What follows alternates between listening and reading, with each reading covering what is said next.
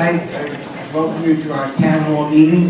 This meeting will be conducted by Russo Redevelopment LLC. Mr. Chris Meeks is here this evening, and he'll announce all his professionals that are here tonight. But all I ask is very quickly that we keep focused on topic when you ask your questions or comments. And we try to keep it around 4 or 5 minutes so we can have everybody speak up on their own behalf. So with that, Mr. Meeks.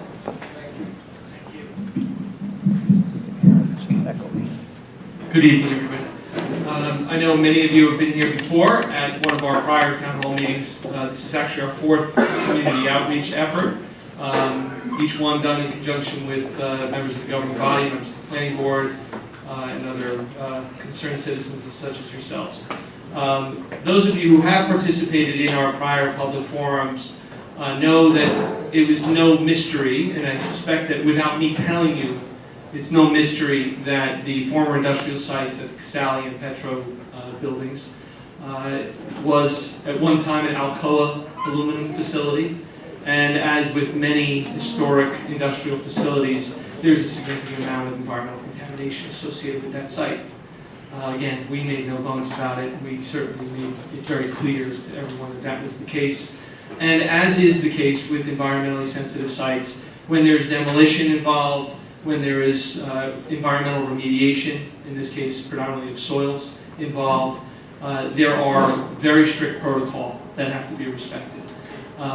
There has been a great amount of misinformation, some I believe that was somewhat irresponsibly shared by members of the public. However, we're not here to argue with anyone. We're here to try and point out facts, answer questions, address concerns, and above all, reassure members of the Garwood public that this project is being undertaken in the strictest of adherence to environmental law and regulation under the oversight of both what's called a licensed site remediation professional, which is an agent essentially of DEP, and in this case, under the auspices and guidance and regulation of the Environmental Protection Agency, the Federal Environmental Protection Agency International. These are not being taken, the demolition is being taken seriously, the overall development of the site is being taken very, very seriously, not just by us, but by regulatory agencies. And paramount to that is the protection of human health and safety. That of both the people that are working on the site, but principally the innocents that are working and living around the site. There are very, very strict protocols that have to be adhered to at all times, and those protocols are then reported and monitored by both the LSRP and the regulatory agencies throughout the process. The principle of tonight, though, is not let's hear from the lawyer and have him convince us that all is well and we can sleep tight at night. Fortunately, unlike other town hall meetings, you're not going to hear that much from me. This is about the extent of what I'm going to say tonight, other than perhaps chiming in here or there to try to make sure that this is directed in the most productive manner. I have with me, however, licensed and certificated professionals that are actually involved in the day-to-day, or will be involved in the day-to-day work at this site. Contrary to what's been reported and misreported and then repeated many times throughout Garwood and surrounding communities, is that the developer has started construction or started development or started demolition without permits. That's absolute nonsense. It's complete rubbish. There have been no demolition permits issued. That is correct. There has been no demolition commenced because it cannot start. You'll hear from our professionals, demolition cannot start until many prerequisite events occur. Those prerequisite events, those pre-demolition activities that don't require certain types of permitting, have been ongoing, and that's what people have been photographing and depicting and then surmising and spreading rumor about. Demolition is not started on the site, and it will not start on the site for some time. As a matter of fact, at the request of the mayor and council, we've agreed that we will not start demolition of the structures until after school has let out, merely as a courtesy to the parents and school children that may be walking by the site or otherwise have concerns about the proximity of the site to the school. There is no public health concern that gives us a reason or an impetus to do that. It's simply because we were requested to do it, and we will agree to do it to try to assuage fears. Another bit of misinformation that's been passed around is that there will be toxic dust emitted from the site, that we will be poisoning the groundwater, that we will be poisoning the air. and that will, create cancer clusters in the community. That is absolute nonsense. It's mongering, and it's baseless. There is no fact to support that, and frankly, it belies the reality that Russo Development and its constituents and its professionals are just that. They are professionals. They have untainted and blemished records in doing this type of work. They do so in very strict accordance with regulatory authority requirements, because that is their job. Again, I'm the lawyer, so I'm done.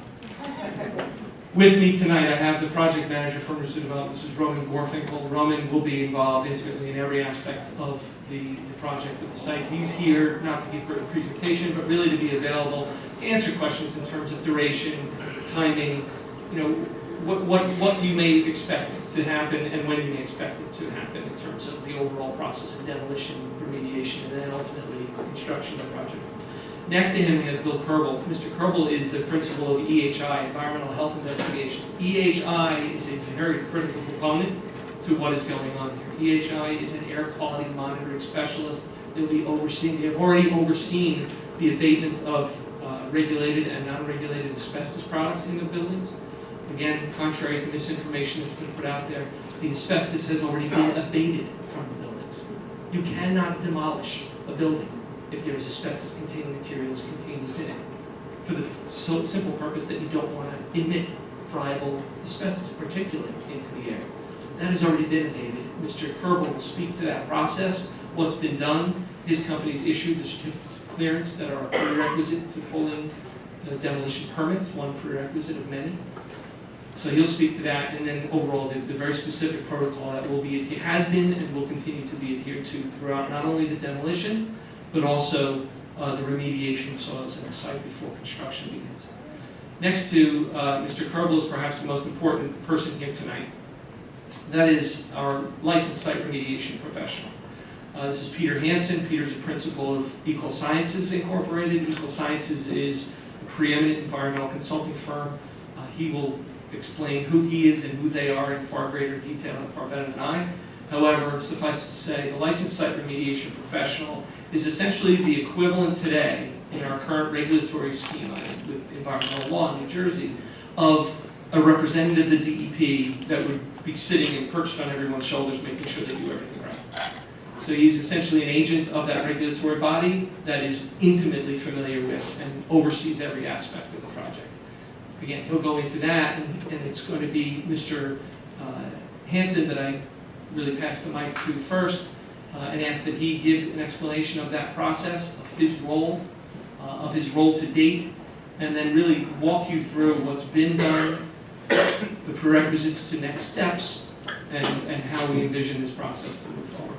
After I ask Peter and then Mr. Kerbel to give some brief overviews and presentations of their roles and what has happened and what will be happening at the site, focusing on the protocols to preserve health and human safety. We will then open it up as soon as possible to the floor, because the goal here is to have a public forum and a dialogue with all of you and to answer as many questions as possible. Because the evening, we're hoping, is not going to go too late, and we're also limited in terms of the amount of time that we can use the facility, I would then encourage you to reach out if you have unanswered questions so that we can address them in further detail. And again, not by the lawyer, trying to pet you and make you feel good, but I may be a conduit to get you to the right professional that can give you the straight answer, without any effort to cloud it or to convince you otherwise. So with that, I'm going to pass the mic to Peter Hansen, and we'll get started. Thank you.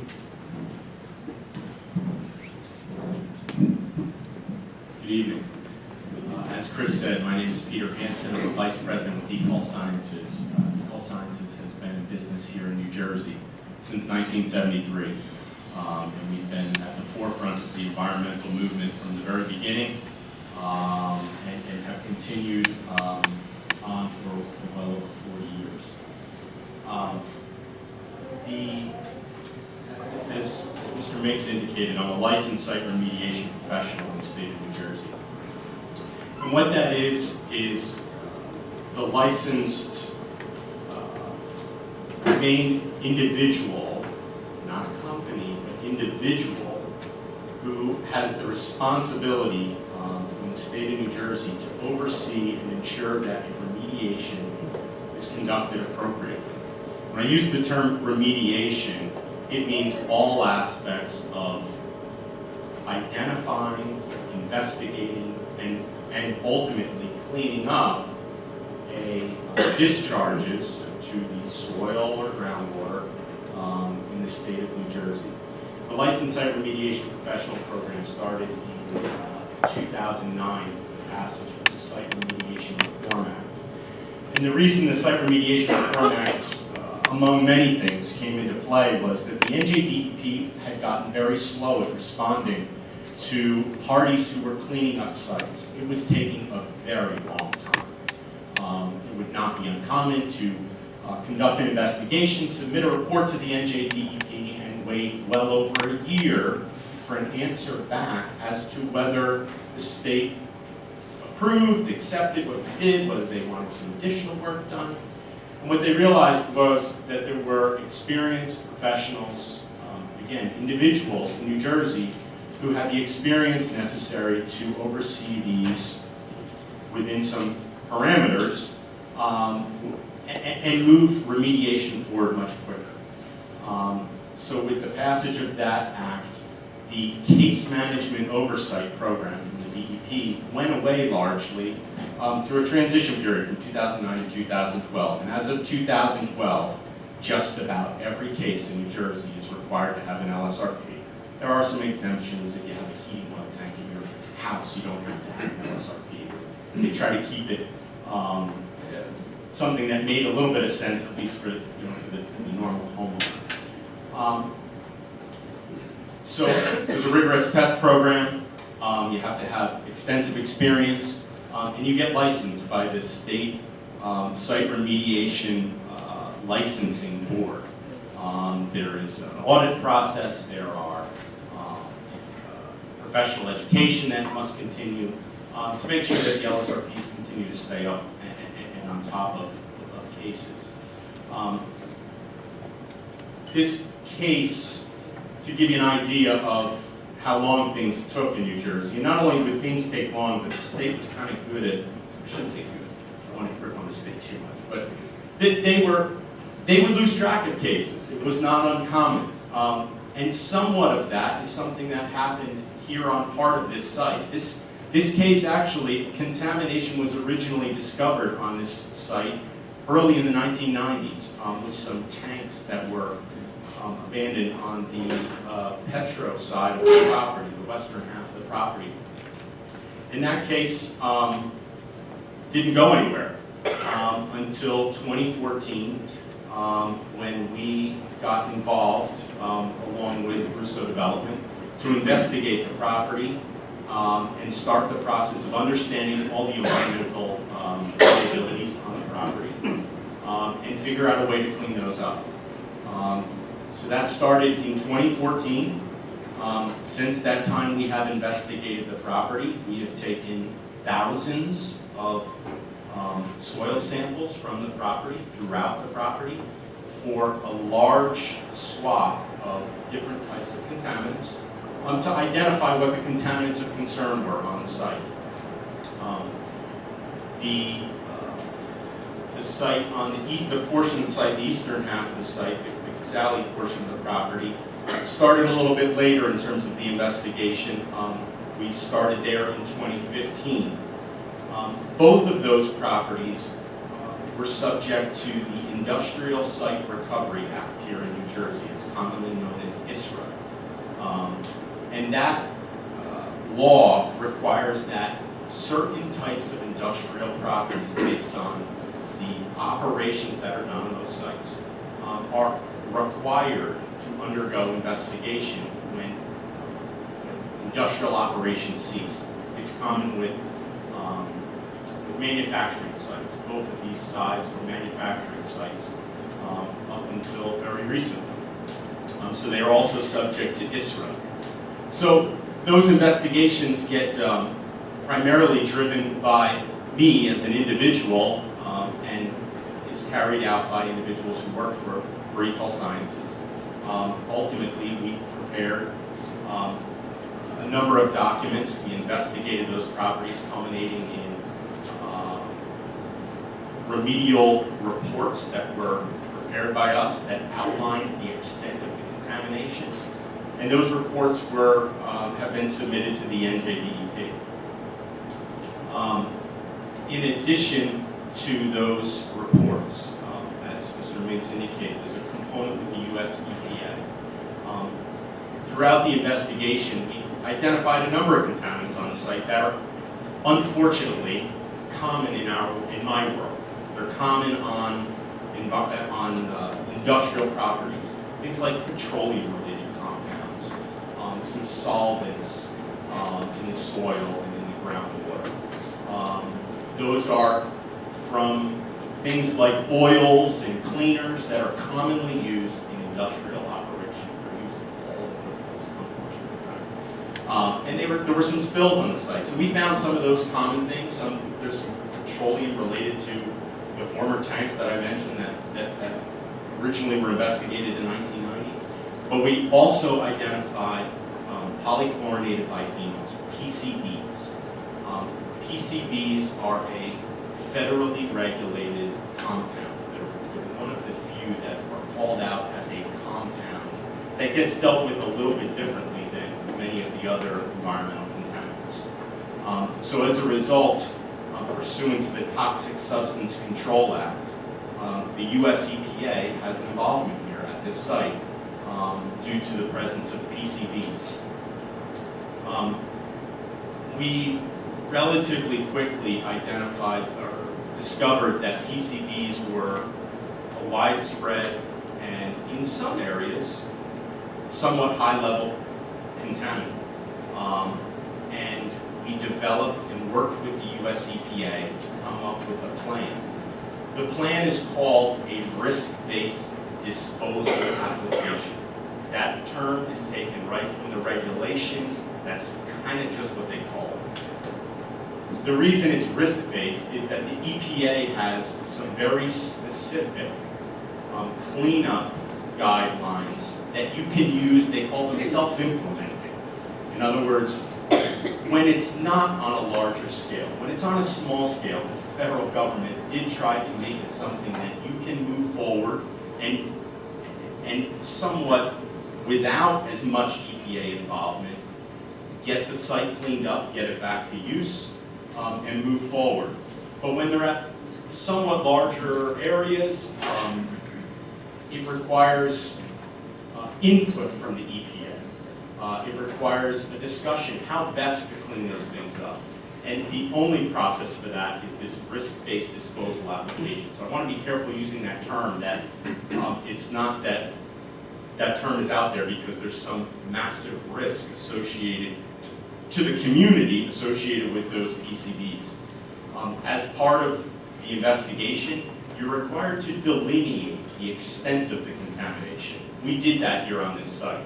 And thankfully, for everyone here and also for the developer, the contamination is confined to the properties. We did not find any evidence of contamination migrating off of the property. So we developed a plan in consultation with the EPA. We had several meetings with the EPA. We had several iterations of proposals, some comments back from the EPA, responses to the EPA. It's almost like the process used to be with the DEP in that you have somewhat of a case manager you deal with at the EPA. And we developed this plan. So the risk-based plan has been developed, and it calls for allowing low-level, relatively low-level PCBs that are on the property to remain and be encapsulated in the future. There will be a thick cap of clean soil, concrete, asphalt that's placed over the site that encapsulates them from any future occupants. They will be pretty deep underground, what's left. The higher level contaminants are going to be excavated and removed from the site to a landfill that's out of state. And that landfill, if you could stress that, because I think one of the things that is important to people is understanding how these contaminated soils or materials, both in the asbestos abatement and then the demolition and ultimate remediation, are going to leave garbage. Sure. Yeah, much of the contamination, so as part of our process, in following the DEP's regulations, a lot of guidance that they've published, EPA's regulations, we established a plan to remove contaminants that cannot stay because they will continue to pollute groundwater. They're at high enough concentrations that they could be a long-term threat. Those things will be removed. The contaminants at lower concentrations, things that absorb readily to soil, that don't leach into groundwater, will be allowed at low concentrations to remain on site, and a cap gets placed over them. The soil that's removed, it gets removed under very controlled conditions. After the demolition occurs, after the buildings are removed, they will get excavated by trained remediation professionals. The contaminants are controlled the entire time they're removed.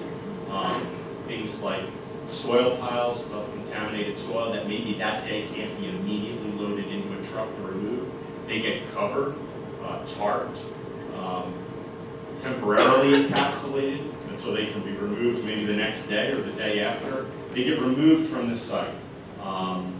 Those trucks that go out of here, they go out of here sealed up with tarps over the top of them, so that the contaminants can't be, flying out the back of the truck on the way down the road, things like that. It's done in a controlled and professional manner in accordance with DEP's regulations, their guidance, with EPA's regulations, and general industry practices. And your role as LSRP? And my role as LSRP is to oversee that work, ensure that it's done properly. We take samples when the contaminated dirt is removed to ensure that we get it all, that the contaminated dirt that we know is there is all removed. There's post-excavation samples that are collected that documents that soil is removed. And when it's all done, when the work is done, it gets memorialized in a final report that goes to the NJDEP. At the end of this, there will be a regulatory approval written for this site. Over the long run, you're probably a little concerned. I said that some low-level contaminants will stay on the site. That's, unfortunately, in New Jersey, a very common practice because there's a lot of contaminants in our environment that the New Jersey Department of Environmental Protection has established soil remediation standards for. They established them at a very rigorous level, such that in lots of places, unfortunately, you can find contaminants above DEP standards. There are certain types of contaminants we test for that probably if you went out to the black parts of your charcoal grill and took a sample and sent it to a lab, you could probably find those contaminants at some levels in there. But it's common in New Jersey. It's done throughout Union County, it's throughout Morris County, it's throughout southern New Jersey, it's throughout the urban areas, it's throughout the suburban areas. The rural areas, even caps are becoming more popular because we find contaminants that are at such great quantities where they're pervasive throughout a site. It's not physically feasible to dig a whole site out the size of that property over there to 15 feet below grade. It's just not. There's not landfills in New Jersey, in Pennsylvania, in New York, and in all the surrounding states that could accommodate that type of soil. So we prioritize the worst soil, the stuff that has to go because it will contaminate groundwater long term. It will, it's something that could cause maybe a vapor that somebody would breathe. We get that out, we get rid of it. We take it off the site, and only things that absorb to the soil, things that if you were gonna get sick from them, you would have to physically sit down with a spoon and eat the dirt, and eat a lot of it. So the department the NJDEP has established protocols for capping sites. that we put a clean cap over the site. And then long-term, the department has a permit process that requires that that site continuously, forever, be inspected on a regular basis. And every 2 years, those inspections get certified by the LSRP. The site gets inspected by myself or one of my representatives. If there's some bare spots of grass, we say, Mr. Minks, Mr. Gorfinkel, you've got to come out here and reseed these areas. Not because the dirt right below the grass is contaminated, but because the dirt 2 feet below the grass is contaminated. And there's demarcational liners that are going to get down so that in the future, if the utility needs to be opened up, you know where the contaminated dirt starts and where it stops.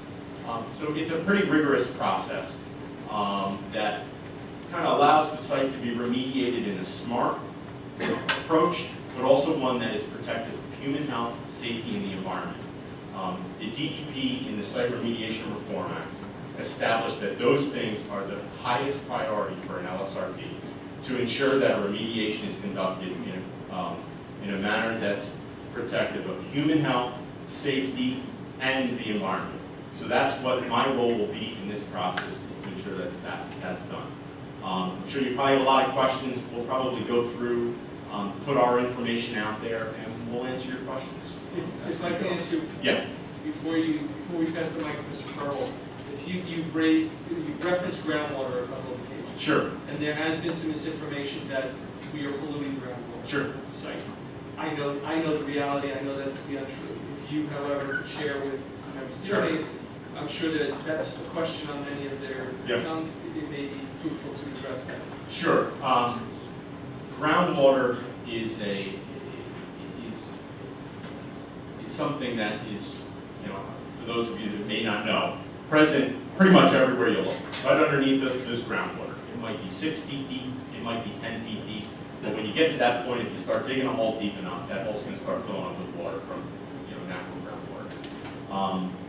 It's not uncommon in areas where you have, say, some petroleum contamination to have localized groundwater contamination stemming from it. It's because you have a source of the contaminant that's still in the soil that hasn't been removed. And what we have here on this property is we do have some areas of localized groundwater contamination. But what I said earlier on is that we've done investigations around the perimeter of the property, and we have not identified any evidence of contamination leaving the site. It is contained to the property. So as part of the remediation, we're going to dig contaminated soil out, and that will have an improving effect on the groundwater. Unfortunately, groundwater is something that takes a while to clean up, and it is the state's program is you remove the source, you monitor that groundwater over a period of time, and you establish what's known as a decreasing contaminant trend. You have to show that the groundwater is getting better. And when it is getting better, you can establish what's called a classification exception area. It's an area that the state carves out in their system so that they know no one can put a well in that area to drink that water. That's a question. You have this image in your documents that show the direction of Sure. groundwater flow. Sure, we can talk about that. Mr. Ruggiero, can we finish, and then you will have an opportunity. Excuse me, Mr. Ruggiero. Mr. Ruggiero, you'll have an opportunity to ask questions, as will everyone in this audience. Excuse me, sir. Excuse me, You sir. ask questions? Excuse me, sir. I'm asking him to clarify certain things that he's stipulating. I'm going to enjoy that privilege, okay? And if you would please cooperate and allow, you will have an ample opportunity to ask questions, as will everyone else seated here. Please respect that protocol. I put this up and it shows the pictures of groundwater But- flow. Let's, You'll have that we can talk opportunity. about pictures in a moment. I'm happy to talk about briefly groundwater flow as well. Groundwater flows under the ground. It does. It does not stay stagnant. It flows generally from northwest to southeast across this property. We have done, as I indicated before, ample investigation around the southern and eastern sides of this property to establish that there's no contamination that migrates off of the property. A groundwater plume is generally centered around a source area and then flows a distance away from a given source area. But it doesn't flow forever. Much like if you took, a cup of oil and threw it into a river, very quickly that dissipates. So there's such a volume of groundwater in our environment that there's not enough contaminant on a given site to make this thing have a plume that ends for, goes on forever. We do have a plume on the site. We have some localized plumes on the site related to source areas that will improve over time. We've investigated the perimeter of the property. There's no contamination migrating off the property. We vertically delineated the extent of the groundwater contamination. It's confined to the superficial groundwater under the site. Groundwater that's less than 40 feet deep. And everybody here in this room, regardless of where you get your water from, if you live in western New Jersey and you have a well, those wells are generally 150 feet deep or more. And no one in this room is drinking water that is contaminated from this property. There is no drinking water being drawn from this property. And I guess, I'll kind of leave it at that. And again, I'm happy to address questions as the night goes on, but just for time, maybe we move on to some of the other demo issues and we can talk a little bit more in terms of the question. Thank you. Again, next we have Bill Kerbel. Mr. Kerbel is the principal of EHI, Environmental Health Investigations. Mr. Kerbel is a certified industrial hygienist. Again, I will not endeavor to explain the intricacies of his job or his knowledge and experience, especially given the fact that I am not a certified industrial hygienist. But suffice to say, Mr. Kerbel's role is very, very important on the site. And with that, we leave it to you to take us through your role, who you are, what you do, a little bit about your company, but then most importantly, what you've done on the site thus far during the abatement process related to asbestos, and what your role will be going ongoing. Sure. Good evening, everybody. EHI, one of the things we do is we're licensed as an asbestos safety control monitor. What that means is if there's an abatement going on in this school, asbestos removal, or if there's a removal that's in a municipal building or in a daycare center, the state of New Jersey requires that an ASCM oversees what's going on. That's not required at this site, but Russo Development elected to have that oversight. And what we did here was secure the services of a remediation contractor, who's also in the audience and can answer questions. And we're required by law to identify asbestos materials in a building before the building is demolished or renovated, or those asbestos materials are somehow disturbed. So back in March, well, a few years ago, we did those surveys. We identified where the asbestos was. And back in March, we started the abatement.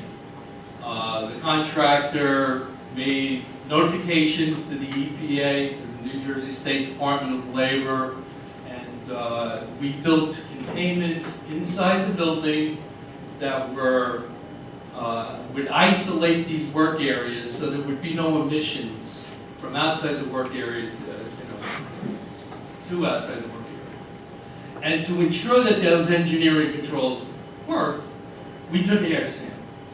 And we took air samples every day of the work, around the perimeter of all the work areas.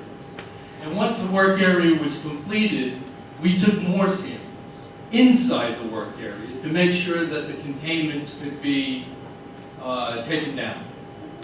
And so we got to a point now that all of the asbestos, the friable asbestos that's inside the building has been taken out. But there's still asbestos there. Predominantly now, there's asbestos in the roofs. And the roofs are unsafe. It's impossible to go on certain roofs of the larger buildings without essentially falling through the roof. So these materials that contain asbestos are called a couple of different things. Not to get too crazy, but they're non-regulated Category 2 materials according to the EPA. And most other people will call them non-friable, organically bound asbestos materials. And that means that the asbestos fibers are entrenched in an asphaltic matrix, like a roof flashing, like a roof tar, like a floor tile, like something like that. And so it's very difficult for the fibers in those materials to be released into the air unless the material is actually pulverized, is crumbled, is reduced to dust. So there are engineering controls now that during demolition, dust suppression methods, that are going to be employed, and the contractor has generated a health and safety plan which describes the criteria and methods which he's going to follow, that emissions, asbestos emissions, aren't going to happen. And the way we're going to have a quality assurance on that is we're going to do air monitoring. Air monitoring is what shows whether the engineering controls you're employing are working and are protected. And if they're not, you stop the work. We stop the work. And we'll reevaluate and employ whatever additional controls are necessary. There could be some other contaminants, or there are other contaminants that are at the site. One is PCBs, which are particulates, and we're going to monitor, specifically for PCBs, as well as a surrogate. We're just going to monitor and put out stationary monitors that will read the amounts of dust in real time, so that we'll know in real time what the levels of dust are. And we will establish limits, or in the process of establishing limits, that will be protective for those individual contaminants like PCBs. The other contaminants that might exist in many buildings. Older buildings have lead paint. You could, again, that's a particulate. We control that through dust suppression. Masonry can produce silica. You can have those dusts. But generally here, we're always talking about dust. We're always talking about dust.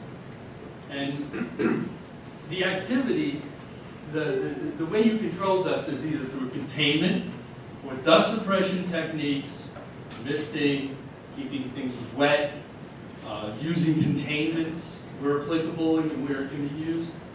And the way the quality control, the way we check ourselves on that this is going on is going to be through the air monitor.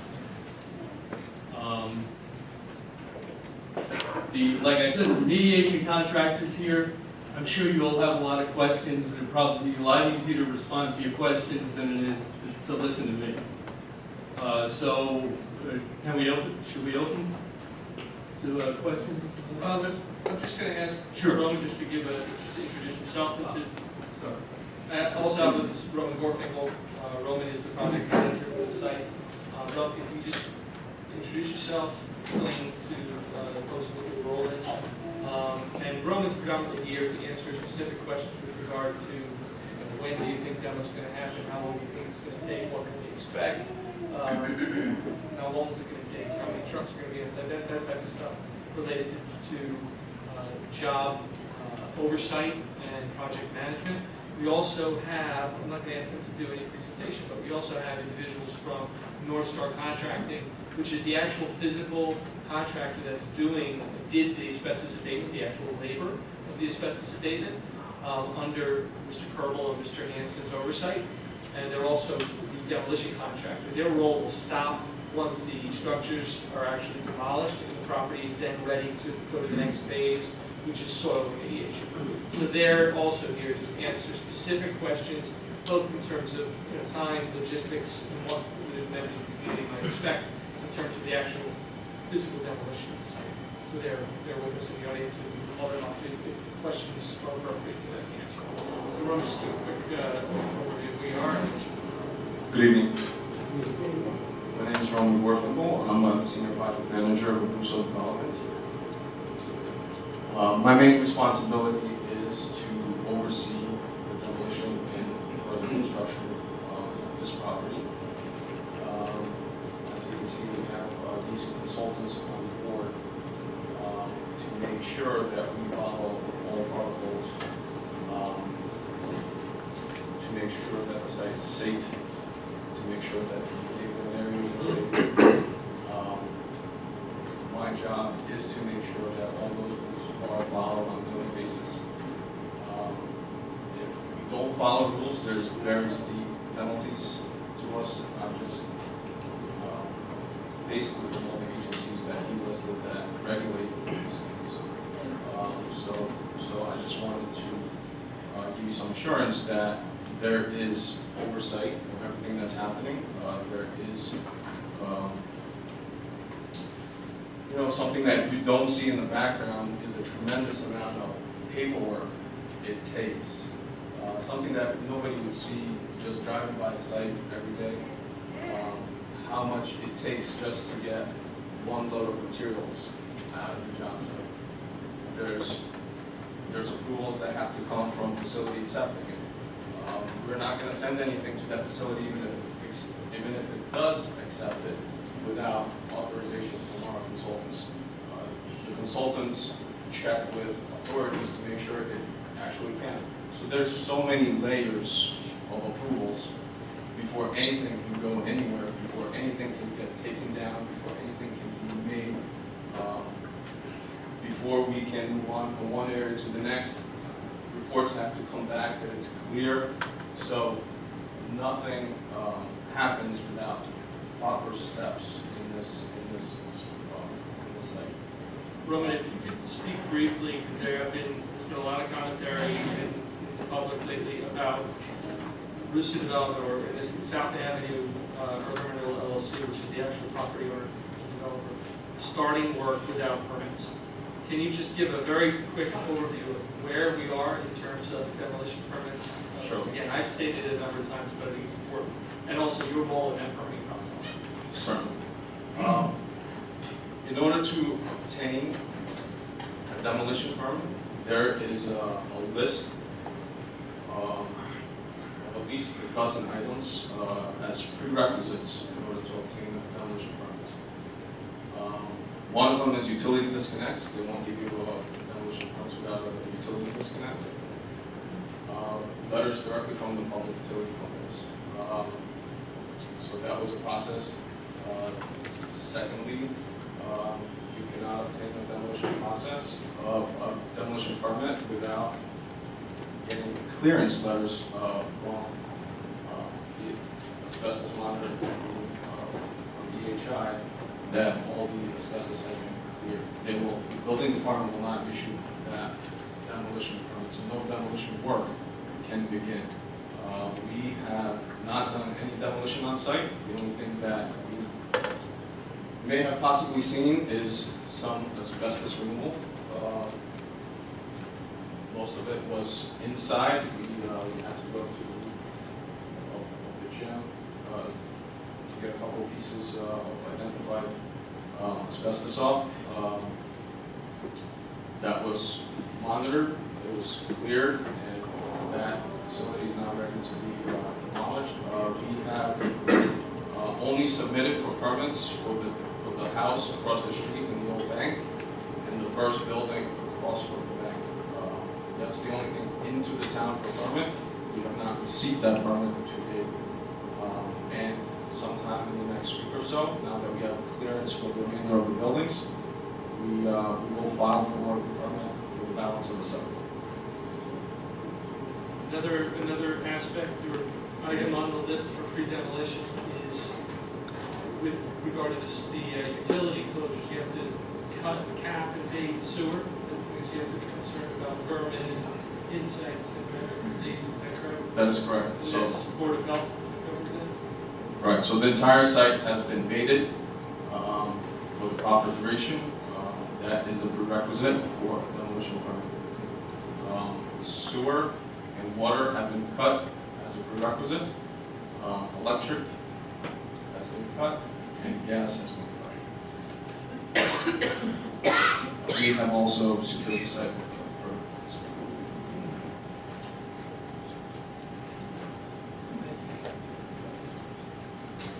Okay, with that, as is the ordinary, I see it through here, and I guarantee you, you're at day number one. And if you can come to the mic so that everybody can hear your questions, identify yourself. For purposes of proceeding, we'll just follow that type of proceeding. And if everyone that wants to speak follows that same kind of system, so we have some order. The goal here is to get as many people up tonight as are interested in making a comment or asking questions. We're predominantly here to answer questions. If you disagree with development, if you're unhappy with development, please hold those comments to yourself, and let's try it. Okay? Let's try to get through as many questions as possible. Good evening, everybody. First, I want to thank the school for hosting this. Thank Superintendent Quigley and everybody for coming out tonight. We really appreciate you coming out tonight and answering our questions. I'd like to begin by just stating how we parents became concerned.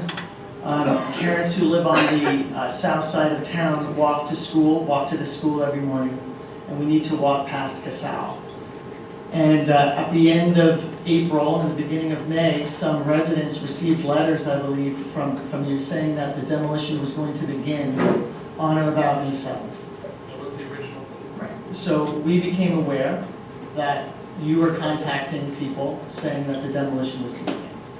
Then one of our elected officials, a councilwoman, posted on her site a statement that the demolition had begun. And to the best of my knowledge, that announcement is still there. So the combination of your letter and our elected official informing us that the demolition was both imminent and then had begun raised our concern that we had not been fully informed of all of the risks that we were potentially exposed to as we walked our children past the site every day. We had received no notification of any sort of any contaminant that was there. And to the best of my knowledge, the only way that that was disclosed to us was through an Oprah request placed on April 25th by a concerned parent that was released to that parent at 11:30 in the morning, 45 minutes after it went live on the Garwood site. Is that an accurate statement? Well, in response to your Oprah request, Mr. Ruggiero, Correct. I actually provided the information so that the municipality could put the EPA application, the notification from October of 2017, which was the public notification in accordance with 40 CFR 70.7H, which is the public notification requirements under the EPA. That was the public notification that was done. There were no comments that were generated. Again, you may not like the process, but that is the public notification requirements of the EPA. The applicant has nothing to do. We have no discretion whatsoever with respect to that. That is a government function. And I provided that information to Ms. Ariema so that she could post it onto the website. Great. The notification stated on or about May 7th was the intended start date for demolition. I apologize if that was confusing to some people. However, that was put out there because we are obligated to send notification of just to abutting property owners. Again, not my regulation or requirement, that's compliance with law, that before you start a demolition activity, you have to send written notice to property owners whose property abuts, touches the site. So that's just a little background. Great. So our concern was raised by the combination of these things. And then when we were walking our children to school, and we saw on the top of the gym, workers with jackhammers and what appeared to be asbestos spray, dust suppressors. And the men were in hazmat suits and had on masks, and there we were, feet, a watermelon spit away from them. We were concerned for our children. We were concerned that some of the particulate matter being released because it wasn't contained was, potentially our children were potentially being exposed by that. Again, Okay, hold on. No, Mr. Ruggiero, you just made a statement that's inaccurate, and I have to have the opportunity to Go ahead. address it. Mr. Kerr, could you address, excuse me, he's not asking questions, ma'am. He's taking this as a bully pulpit, and that's not the purpose of this meeting. If Mr. Ruggiero has specific questions, we are here to give information to the public, not to allow Mr. Ruggiero to continue to rile on about matters that he has no understanding of, and has willfully, over the last 3 months, deliberately refused to contact my office. 3 weeks. Excuse me, our professionals. He's refused to consult. You're the one who's bullying now, making accusations. He's refused to consult. Is this the Q&A session, or are you the guy who's going to grandstand us? I'm asking my question. This is my opportunity to Ask speak. the question, sir.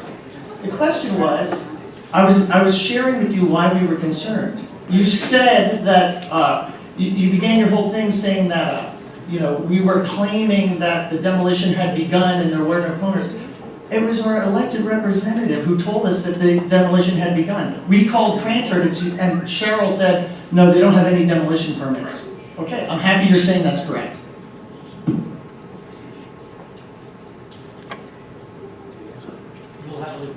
Yeah, I'd like to ask a question. Please. Okay.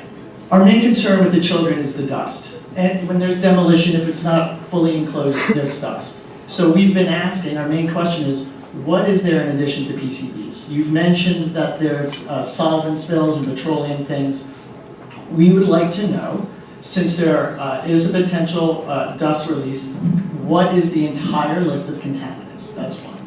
And then number two, as you referenced at the beginning about the history in Garwood, the Aluminum Company of America was an atomic weapons employer, and was pickling uranium and nitric acid according to documents that have been declassified.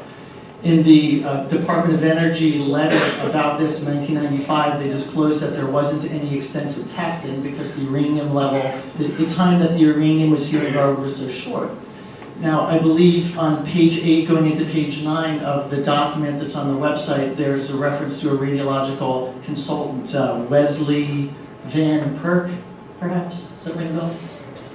Not correct. Wesley Van Pelt. Yeah. Mr. So the question is, did Wesley Van Pelt or Perk conduct extensive, thorough tests to the same degree and extent that the PCB tests were done to conclusively determine that there is absolutely no radiological contaminants left on the site?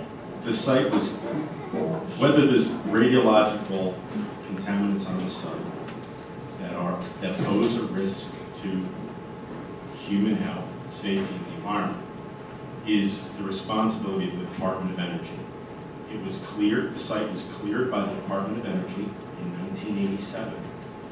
As an additional measure, we hired a physicist to evaluate what was done in the past and further evaluate the site, whether or not it could be an issue. Dr. Van Pelt evaluated it. He did modeling of the uranium that was brought into the site. The amount of uranium that was brought into the site is known. He modeled whether the known uranium that was brought into the site could be an issue today, and it was determined to not be an issue. So he was evaluated that referring issue, back to the Department of Energy document that and that didn't issue- conduct The issue was testing. closed. So the question remains, did they use soil samples in the same way that your PCB bored down 28 feet into the ground to look for this stuff or not? It sounds like you're saying no, they did not. No, they did not. Okay. And there was no evidence of any uranium. There was no evidence of any uranium on the property, and that was determined to not be warranted. Regarding dust suppression, do you want him to answer your first question? Go ahead. The list of And contaminants? I'm going to yield because I know there must be lots of You asked questions. for the list of contaminants? Yes, We please. just took about- Yes, thank you. You asked a question about contaminants in the dust. The Well, in the soil, in the contamin- structure, in the site. contaminants in the site are below ground. So the contaminants that are in the site are not in any dust or exposure that's occurring now. Everything that's occurring now is above the ground. But the contaminants that are in the site include petroleum-related compounds such as benzene, naphthalene, 2-methylnaphthalene, and breakdown products. There is also polychlorinated biphenyls. There are typical, what we refer to as historic fill-related contaminants. Benzoate-pyrene, benzoate-anthracene. These are common historic fill constituents that we find in New Jersey all over the place. Not just industrial. Not just industrial sites. We find them on, we found them in parks, we found them in residences' backyards, we found them in lots of different places in other areas that we, in the course of our business. Those are the main contaminants that come to mind. In terms of a detailed list, it's in the documents that have been submitted to the NJDEP and the US EPA. Okay, so finally, sounds like once we have those documents, we'll have the full list. When the demolition is being done, what dust suppression or containment methods will actually be employed other than water spraying to prevent the dust from going out into the community? The predominant dust control measure is going to be water spray, misting. Like I said, the roof has asbestos in it. The roof can't be removed other than by taking the building down with the roof intact. So keeping that wetted, keeping that dust down would be the main method of what's being done. There'd also be some administrative efforts. In other words, if it's a windy day, maybe if the wind is above 25 miles per hour, it wouldn't allow the demolition to occur. Is enclosure feasible? No. Why? Well, you'd want to, I'm not sure if you could build a tent around that entire structure. So then it comes down to the part about potential receptors. So can you define for everybody in plain language what a potential receptor is? Yeah, I think the term was taken from something known as a receptor evaluation, which is a required document that gets submitted to the NJDEP. It's required in the NJDEP's technical regulations for site remediation. And what that document does is you're, as an LSRP investigating your property, you have an obligation to look around the property for potential receptors, is the term the DEP uses. Potential, we all know what that means. The DEP defines receptor as human or environment. So a potential receptor would be somebody that, on initial glance around the site, may be in a position where they could be impacted. The NJDEP has required that LSRPs look at least 200 feet around the site, and you're obligated to identify, are there residences within 200 feet of the site? Are there schools? Are there houses of worship? Are there child care centers? Things like that. And then you're supposed to evaluate the conditions on the site and whether those receptors may be impacted. That's why they're called potential receptors, because a receptor would be somebody who is impacted, right? The the reason the department established that protocol is that they understand sites can take a long time to clean up. But there's a short time frame, 1 year from the discovery of contamination, that you're obligated to conduct an initial receptor evaluation. So the idea is, if somebody could be impacted before you know anything about the site, you need to protect them. The big items where people potentially are impacted is when groundwater migrates off-site and that groundwater is contaminated with things that would cause a vapor problem. That's one thing. The other item that is of big concern to the department is when people are drinking contaminated water. Both of those items are not the case here. So the initial receptor evaluation, while it identified potential receptors around the property, it did not identify any that are being impacted because the contaminants we've determined are confined to the site. And the receptor evaluation will be updated as the project goes on. When you do a final remedial action report, you're obligated to submit an updated receptor evaluation. Again, and then I'm going to yield the microphone. The concern of the parents is not that our children are being exposed now while the contaminants are immobile, but our concern is that when we walk past and there's a jackhammers firing away and we're not informed or notified in any way about what's happening. Moreover, when the kinetic force of the demolition takes place, when the buildings are taken apart and the digging occurs, that's when, in the absence of total containment, there's going to be some release. And the potential receptors, us with children, we with kids, are concerned about potential exposure. I guess what I would say is relative to the contaminants that are in the environment on the site, they're underground. They're underneath the concrete. But in all due respect, your documents show the PCBs in the structure, correct? There are in the cement. there are low concentrations of PCBs in a couple locations in the concrete slab. Yes, that is in the middle of the property. PCBs are a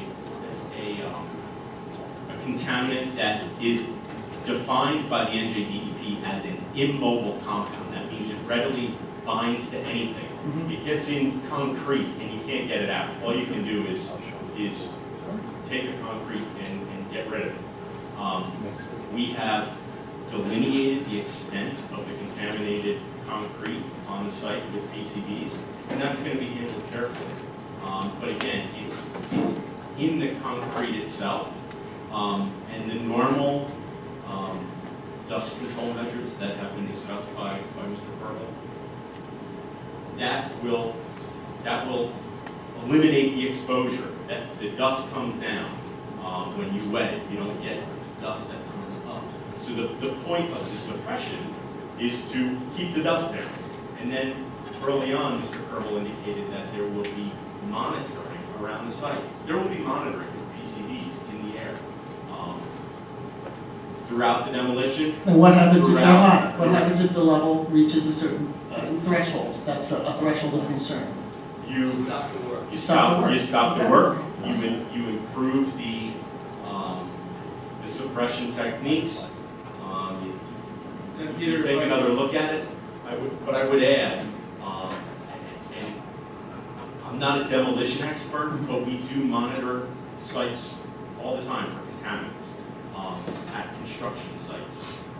It is very rare to have a exceedance that cannot be controlled. When I say exceedance, I mean a blip on the radar. Mr. Kerbel referred to real-time monitoring. A blip on the radar that cannot be controlled. Of dust And or if of we get to the contaminant? point, if we get to the point that it can't be controlled, that's a day that the wind is blowing at 40, 50 miles an hour. We stop work for a day when it's blowing like crazy and you can't control it. Work gets stopped. Mr. Kerbel, if you could speak to remind everyone about the air quality monitoring, exactly what it is that you're looking for, and then also I think something that's relevant here is what we've already agreed with the mayor and council in terms of monthly reporting. If you could speak to how that's going to work, because I think that's something that you, Mr. Ruggiero, I think you would appreciate, you would be able to Take some off. Badge. We're going to set up 4 stationary monitors that'll be set up each day depending on where the work is going on. One of those monitors will be upwind, so we know what's being contributed from upwind. The other 3 be set up, and they'll each have a pump that's going to be collecting air on a filter that'll be analyzed for the presence of asbestos and/or non-asbestos fibers.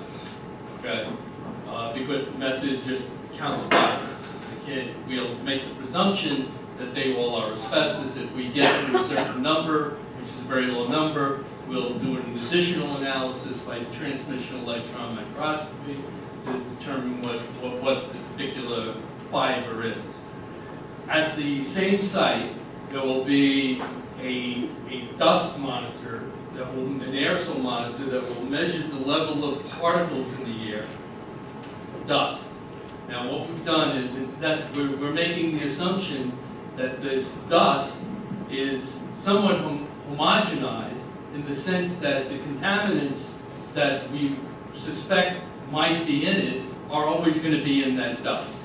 So, for instance, if it was dust without a contaminant, we would use a number like 15 as a credible acceptance criteria.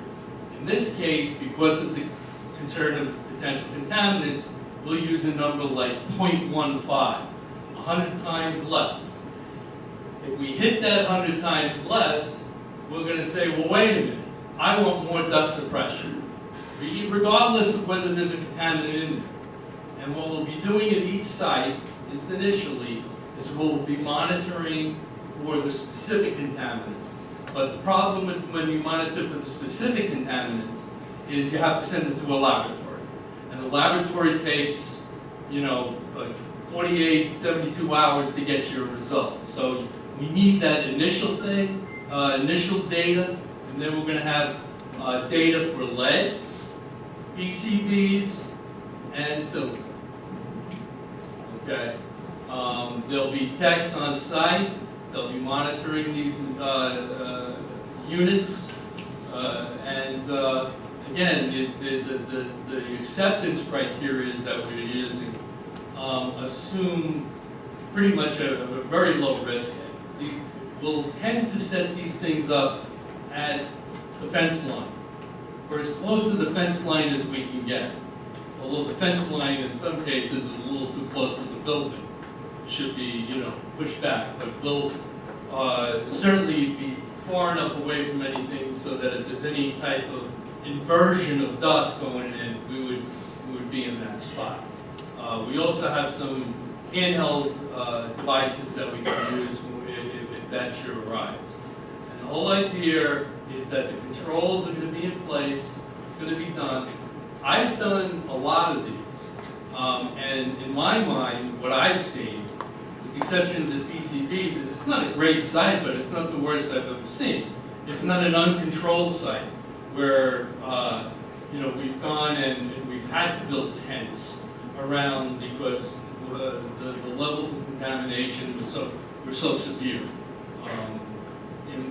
I'm not the LSRP, but in my opinion, this site is somewhat typical of what we find in industrial sites throughout the state. I'm going to yield the mic. I just want to conclude by saying it's the community's right to know. Community's right to know is an important aspect of democracy, and it's an important aspect of democracy to have elected officials that can help mediate between us and things that go on and inform us in a timely way. We expect a lot of our elected officials in that manner. The mayor's recent letter mentioned, there was a sentence in there, the meaning of which I understood to say that all of the disclosures made to the EPA and the NJDEP, the New Jersey Department of Environmental Protection, were posted on the Garwood site. And there's a lot of documents that you've disclosed to the NJDEP, and we really appreciate it in the spirit of risk communication, which is a EPA term. It's about communicating to the community risk. I'm sorry, I just had is there a time limit on how long each person gets to ask questions? So I'm going to yield it. I've never been in a live in Bartlett. We've been trying, the request that the mayor asked was that in 4 minutes. And if someone has a second or a third question, perhaps we can do a line. I agree. Thank you. Anyone who has a comment, please come to the mic. Feel free to come. I don't have a question, but if anybody else in the room did, I wanted to offer that opportunity because someone may have a different different perspective. And I guess as you come up, the only thing I would add is we have committed to periodic reports that will be prepared in a manner that, on a monthly basis, that will, be provided to the municipality to post for everybody to be able to read. Those will be posted on the website, and those reports will include among a synopsis by the LSRP of what's been ongoing, what's occurred, what's to occur prospectively, and also provide updates on the results of air quality monitoring, so that if there were any exceedances that were identified, those will be identified in those reports. Because again, we want people to be able to be comfortable that the suppression methods, the air quality monitoring methods are working. Mr. Kerbel, if you could also stipulate, because I don't know if it was clear, but I want everyone to know, because people did take pictures of some of the North Star guys on the roof of the old bank building, which was the fitness center. I know you said it, and I want to make it clear, was the air quality monitoring that you just described, was that ongoing during the asbestos abatement process? Yes, during all removal activity, there was perimeter air monitoring, whether it was inside or outside, and all of our results indicated compliance with the most strict standards in the state of New Jersey. In some cases, on the inside of the building, we had when it was being cleared, it didn't pass the first time. We had to re-clean. We had to make them re-clean. But all the outside things were fine. And I would like to add that I agree. I hope that I can gain your trust, because I agree that the concerns for your health of your kids is the foremost thing any parent can. And I hope I just hope I can gain your trust that the monitoring we're doing and the controls are safeguarding your family. Please, somebody have something else to say.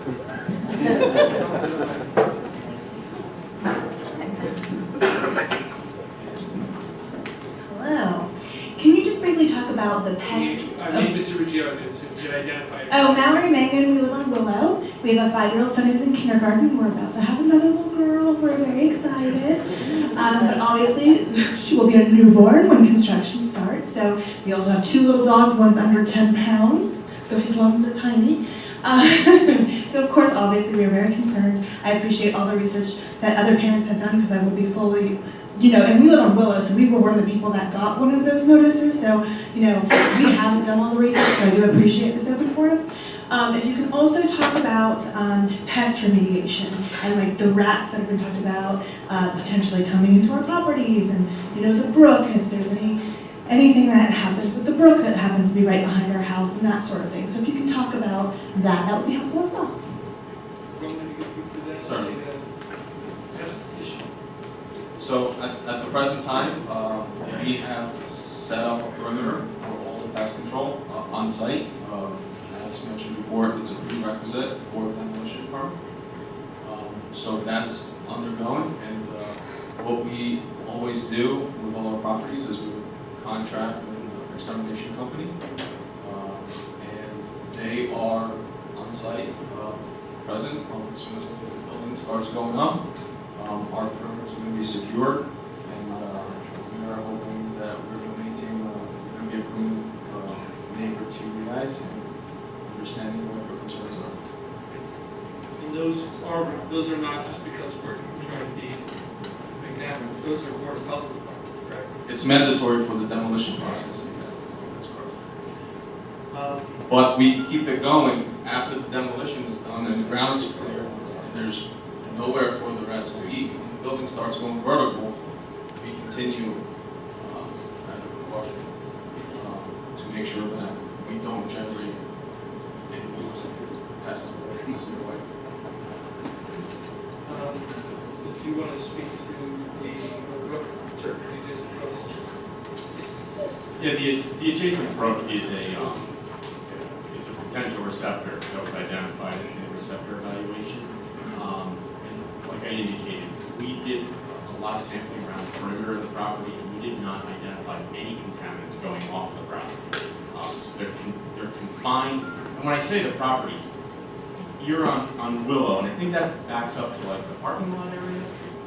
When I talk about the property and contaminants, we're talking about the industrial property with the buildings on the corner of Center and South Ave. We're not talking about the parking lot across the street. We've investigated that as well, and there's not major contaminants over there like there is, certainly on the former industrial use.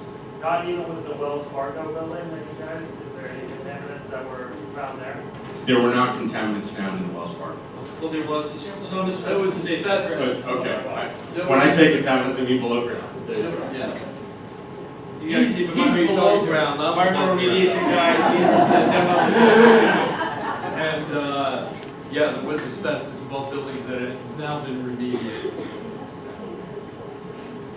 Those clearance letters are on the website already. Those were among the first 3 clearance letters that were issued back in April. And the most recent clearance letters for the balance of the improvements were issued on May 25th. And I sent those to the borough clerk and to the mayor. So those, I suspect, will be made available on the website also.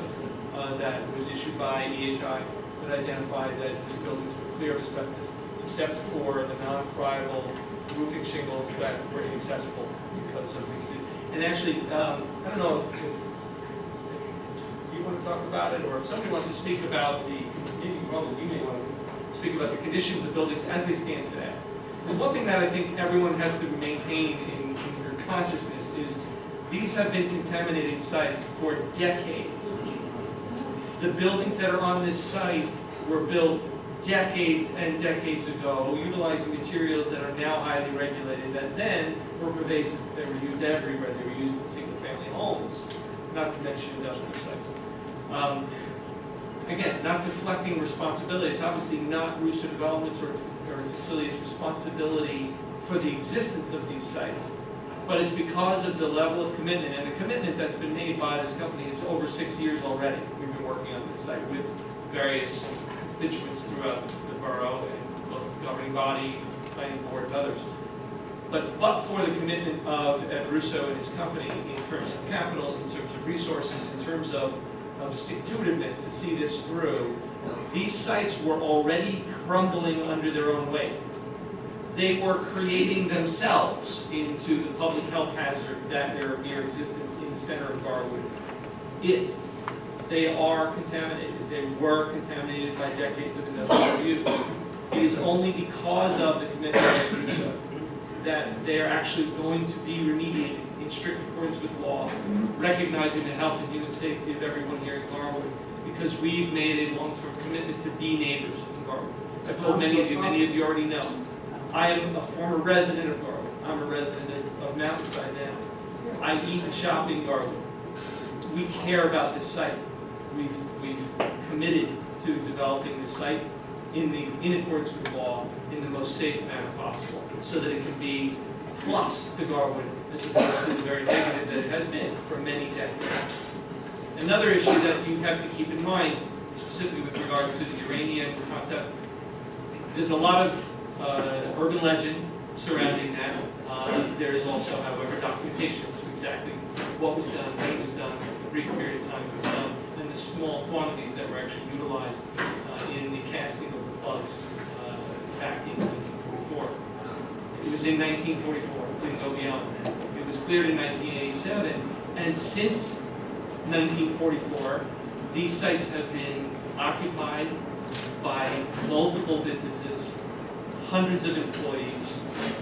It was not only cleared by the Department of Energy, but it was also cleared by other applicable authorities throughout history. So it was not a haphazard conclusion that was reached. It was a studied conclusion. We did not have an obligation to engage a physicist to study it. we did so because our intent is not just to clean up the property and develop the site. It is also to house our future tenants on this site. So it's critical that issues such as vapor intrusion, which is why we use vapor barriers, even if Peter tells us that we don't need it, we use them. And he can attest to that on our sites, because we want our residents to sleep without fear or wonder as to what's under the soil. You know, yeah, okay, you have to eat it in order to get sick. That's a very common thing to say. It's a kind of a parlance in environmental remediation, and it's true, but you also want to shield them from even eating it. You don't want a 3-year-old over there eating soil. You want to make sure that even where there's bare soil, it's clean soil, there are geotextile membranes, there are other engineering controls that are put in place to protect even what appears to be bare soil, so that the entire site is capped and isolated. This is very studied, very deliberate, heavily regulated. I'm just calling you on. Thank you. Okay, I have a question. Please, thank you. My name is Jennifer Guerrero. You probably might have answered the question, but I had to take several breaks. Yeah, my children were here, so I had to take 2 or 3 bathroom breaks.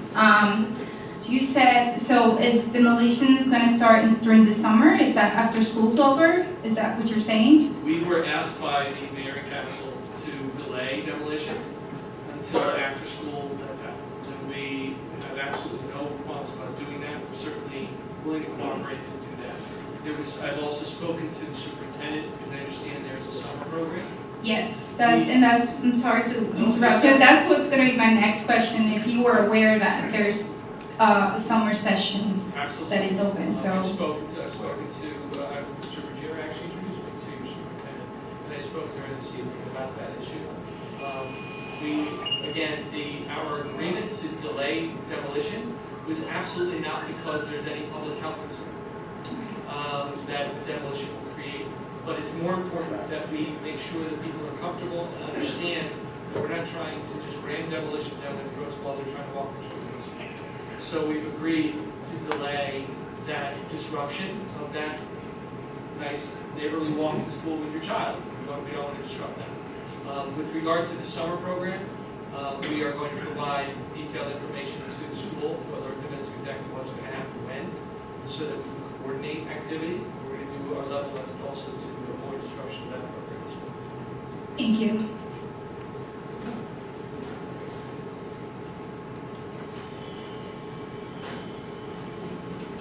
My name is Patricia Busker, and it was in 1990 that I put an application in the Casal, am I pronouncing it right? Casal. And I don't know if there was contamination or if it's the stuff that they made in there. Like every time you went in there, like there was like kind of a smell.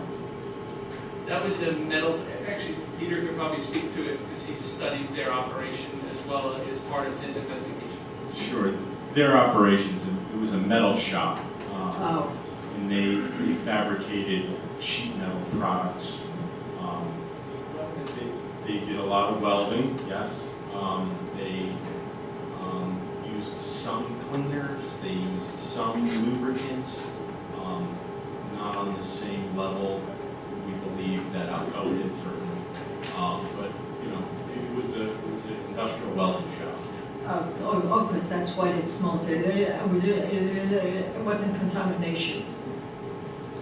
Well, there could have been some in the smoke, you know, from the welding, and I'm sure there was, you know, exposure back then when people were working there because they were probably not being safeguarded. Thank you. Thank you.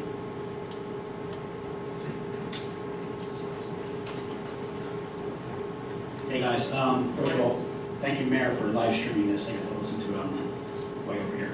A couple things. So I sit on a cancer foundation. Name and address. DMCCF.com. No name and address. Oh, South Piroli, but I know where you DMCCF.com is the, if you want to make a donation to the Cancer Foundation. Priorities, right? So I guess, and I got to listen to some of it coming in.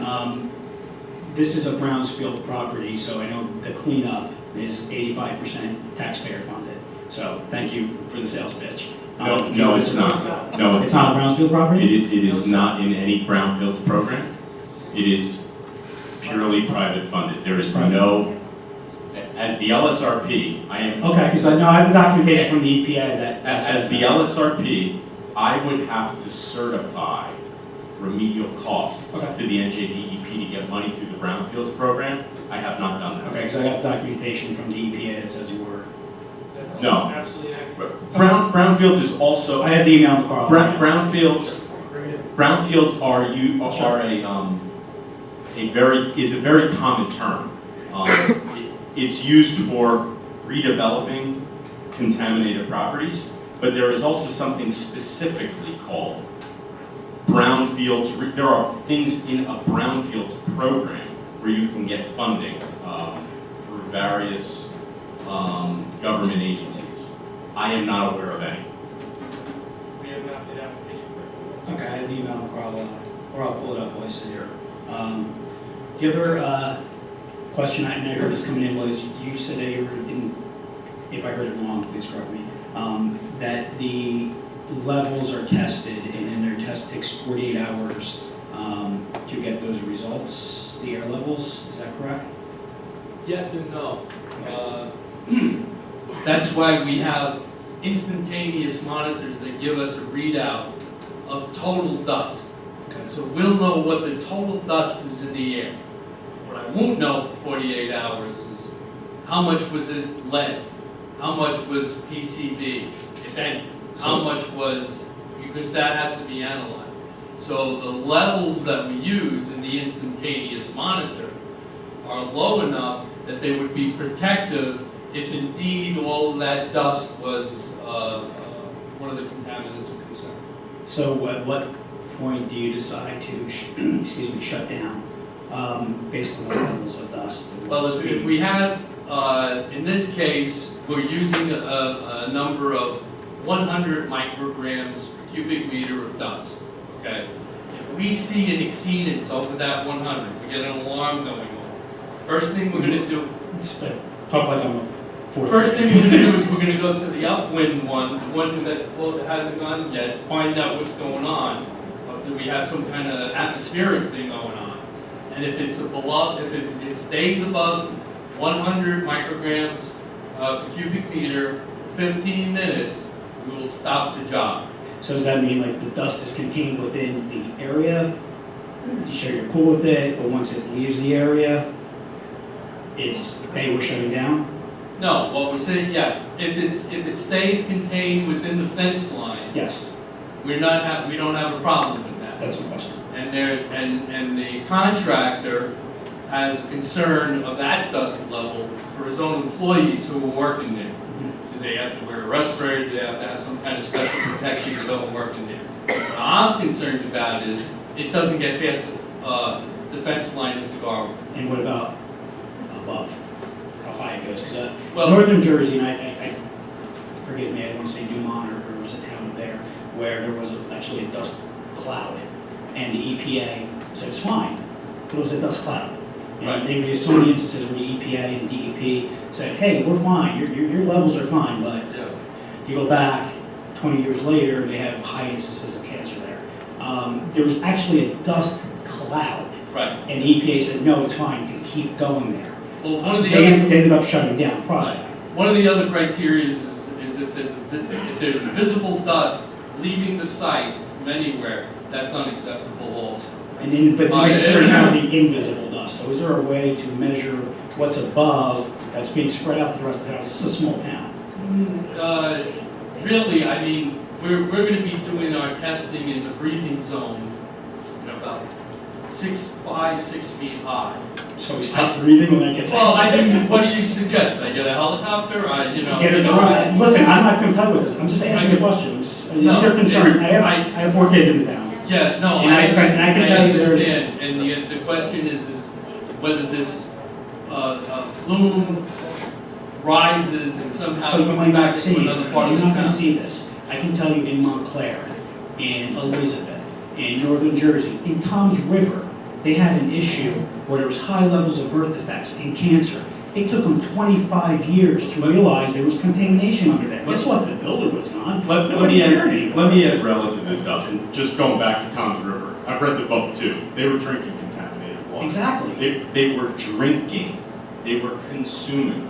No one's doing that here. Really? Our kids play in the backyard in hoses. We have pools. Your water comes from a public supply Okay, system. but my kids It play in the doesn't- sprinkler every day. It doesn't come from the water under our Garwood site. Under the site we're talking about today. The water is, the contaminated water is within 40 feet of the surface. Drinking water in New Jersey is not collected from within 40 feet of the surface. It's a minimum of 150 feet and deeper throughout all of New Jersey, even if you have a well out in western Jersey, out of this area. But you guys are not on well water here. You're on a city water system. That city water system comes from a monitored source. It doesn't come from the water 40 feet under our. So there's no way that water There is applies to no, the top. there is no way anybody in this town is drinking any I'm not saying water drinking, from but the come in contact with it. That water can't rise to the top. site. No, water follows gravity. It goes down. It does not come up to the surface. This is a very high flood area. On that property, we don't have a water flood issue, but We can deal in. But kind of go back to- I want to deal in actual data and facts, and I think my concern is just that, and maybe you touched on this earlier. Look, I know you guys, and I know you very well. I know that you guys are, if we can trust any company, builder in the state, it's you guys. And we have mutual friends that told me that. My problem is that I want testing and data as this thing goes on, and I want air testing, And quality above we- it, because like I said. and there I will want be more. testing as this goes on. And And I in don't the want, environmental world, we test as close to the source area as we can, because if it's clean at the source area, if it's clean close to where the work is being done, that's where the most of it is being generated. I know, but- As it dissipates, but think about it, if it's clean here, right?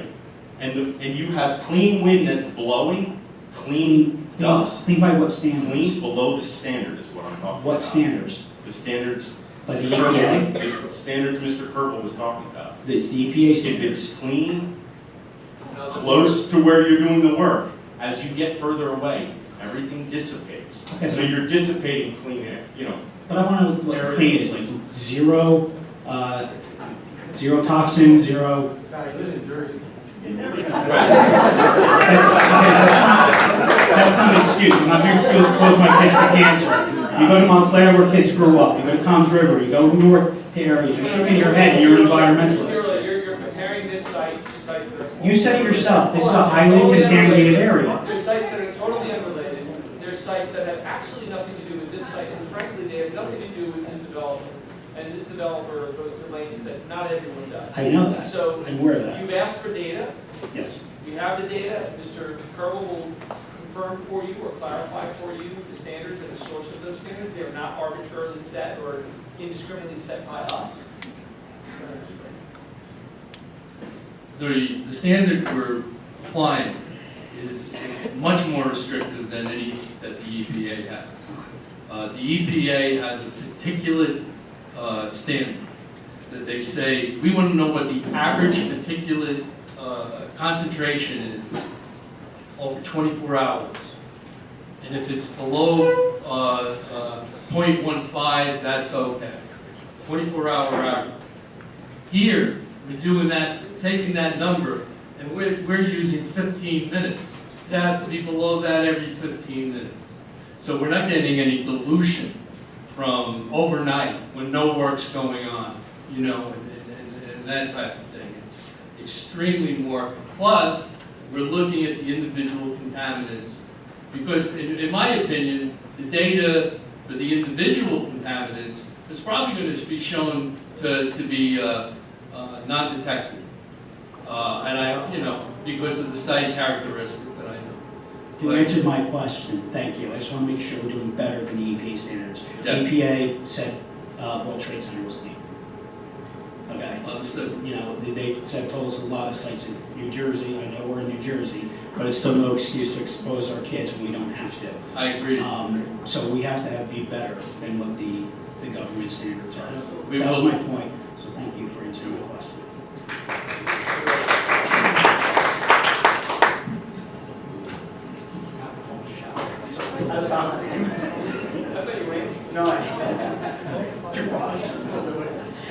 Good evening. My name is Russo Townhall, and I live on Willow Avenue, adjacent to the Wells Fargo facility, and obviously across the street from the Petro and the Casal. I was wondering, and I don't know if this is available, but your professional and educational credentials, whether that's available for the public to know in terms of how many years you've been doing this, what kind of background, educational background you have. If that's not been made available, I request that that be made available for the public. I think it's very important for people to know that. I work in higher education, and I know that, people having assurances that you're properly educated and have the professional experience and background to do this work is critical.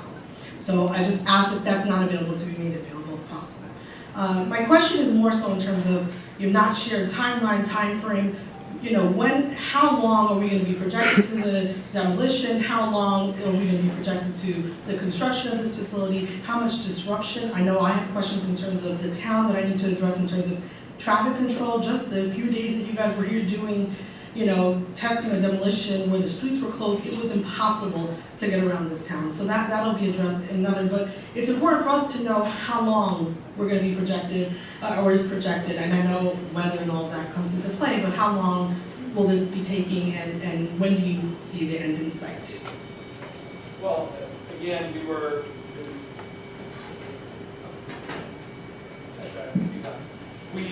agreed that we won't start demo until after school window. So in the interim, we're going to be making the applications for all of the various sites, because there's multiple properties that have structures on them that need to be demoed. So we'll be perfecting and obtaining all those permits. And at that point, I will be sending out another notice to the abutting homeowners, so that the people that live right up against the property, or abutting property, and if you live right on Willow across the street, you probably received my first letter, you'll receive another. That letter will have a revised schedule as to when we anticipate starting, when we anticipate completing demo, and when we expect that soil remediation will then start. If you want to just give a general overview of the anticipated timeline for how long once we start. Sure. Very generally speaking, we're hoping to complete the demolition process within 3 months. After that, we're going to take another couple of months that will lead us into the winter as well. And with regular weather, we hope to start early next year. We hope to start putting some foundations to get the building to go vertical. Approximately an 18-month duration for the construction process. Which is, by standard parlance in construction of this type, is an aggressive schedule. That's a rapid schedule. But we self-construction manage, so we're working with a very limited group of professionals in terms of our contractor groups. And we tend to move them from one job, and we take a job, and move to the next job, and we keep them busy and keep them on the process, so that we don't have inordinate delays, and we don't drag out the construction part of it. Demolition, in this case, again, we can ask the demolition contractor to speak a little bit to it if anyone has any specific questions about it. But the demolition will not be what you envision in Hollywood, where there's a wrecking ball, or there's an implosion of a structure, and there's a dust plume. It doesn't happen, certainly will not happen in this case. There will be conventional demolition, where the structures are wetted down to maintain dust control, and grappling, backhoes and tools are used to basically grapple and tear apart structures, as opposed to just wrecking them and letting the dust fly where it may. But in this case, there's also certain areas of the site that will be more dismantled, for lack of a better phrase, because we are being very strict about not commingling materials that may be contaminated with those that are not contaminated, because we want to make sure that debris from the demolition is brought to the proper disposal sites, because as Roman alluded to, the paperwork associated with this, it's not really appropriate maybe just to call it paperwork. The regulatory compliance aspect of this does not begin and end with identifying things, diagnosing them, and coming up with a plan to get rid of them. It also doesn't end with actually demolishing the structure. The end of it is really when you've actually taken it to a regulatory facility and disposed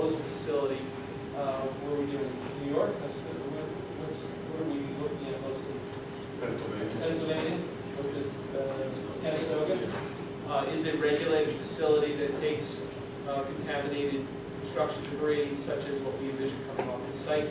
So this material will be trucked in secure vehicles out of state to a regulated facility. That regulated facility then takes the reports from our LSRP as to what's in the materials.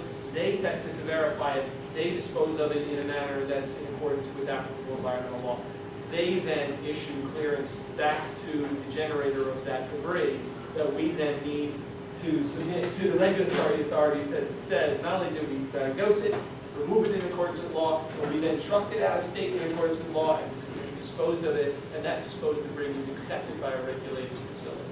It's that heightened level of scrutiny that we have to follow throughout this process. And unless that's followed, we don't get to the end of the road.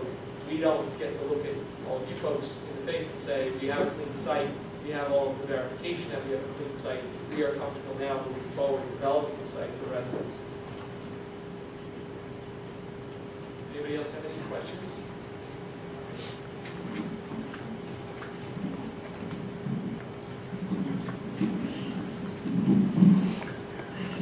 Okay, then. Hello, good night, everybody. Thank you for being here. Thank you so much for all the presentation. Thank you so much. You really clarify a lot of the lack of information. And I really wanted to just ask one question to the public, like all the people here who raised your hand, like who knew about the demolition site and all these concerns. A lot of the community here never hear anything about it. And this is what it just happened. Like we have to bring this up with the mayor on the city council, and he just like say that he's going to mail to all the community about this meeting. And he just did it just in a few houses. I don't think so that he walked all the way down. That was Facebook. That was the Facebook of Jennifer, Sarah. It's just one thing, and it's very good that the lawyer just like giving that the announcement how good is Russo. But you know that was a miscommunication, and you have to understand the community have concerns. Do you understand? And it's just one person, Mayor. It's the community that was just elected, and we have to ask you to do the recreation program that does not happen here. Things happen because with the community is speaking out the voices. I really, really thank you so much for the explanation, because now we just feel informed, not by the mayor and not by you, sir, because you are the lawyer and you don't represent the best interest of the community. You just represent the favors of the politician, maybe Russo as a company. Excuse me, well, see. I have my questions. Yeah, I have my questions. Give me my time. It's not political time. I want to talk to the EHI, sir. Thank you so much for the concern of the kids. My kid walks every single day through cassette. It's not political time. Could you tell me exactly, as a mom for kids, I want to raise the standards, as the sir that was talking here. I want to see the Plan B, the higher standards of that process, how you are going to see the cleaning. I want to see the higher standards. I want to see that you have the preparation for the life. Okay, the dust is coming up all the way to there. I want to see the higher standards. If you can give me that peace of mind, I really appreciate it. Yeah, I did. I want to see the website, step by step. I want to see all the reports that you say about all the topics that are in that site. It will really help me to understand that you give the best of your work in that site. I really want to see all the toxics, all the thoughts that are going up.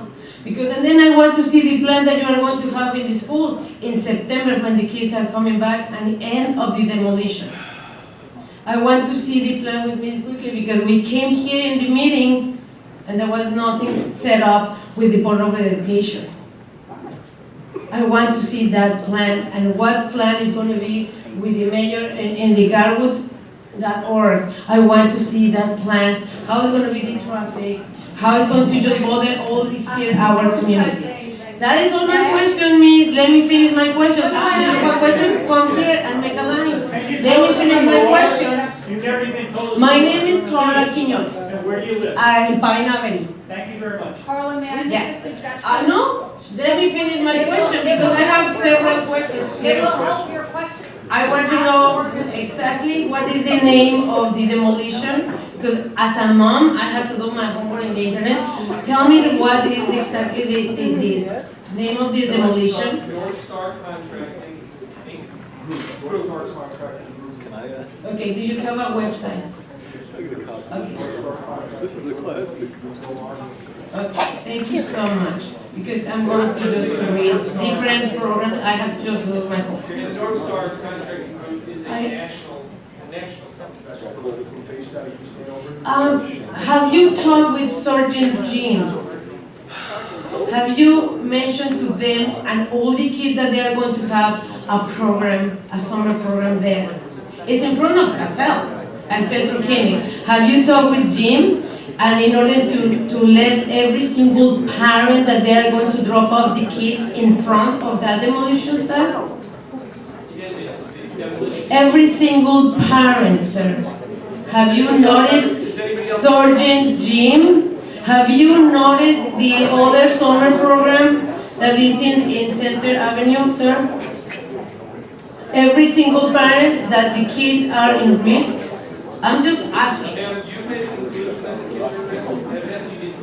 Well, I just, you are going to make a house here for our kids. I'm just asking that you contact Sergeant Jim. Ma'am, I'd just like to make a comment relative to in some way answer your question about it. You asked the question earlier about are we doing better than the bare minimum?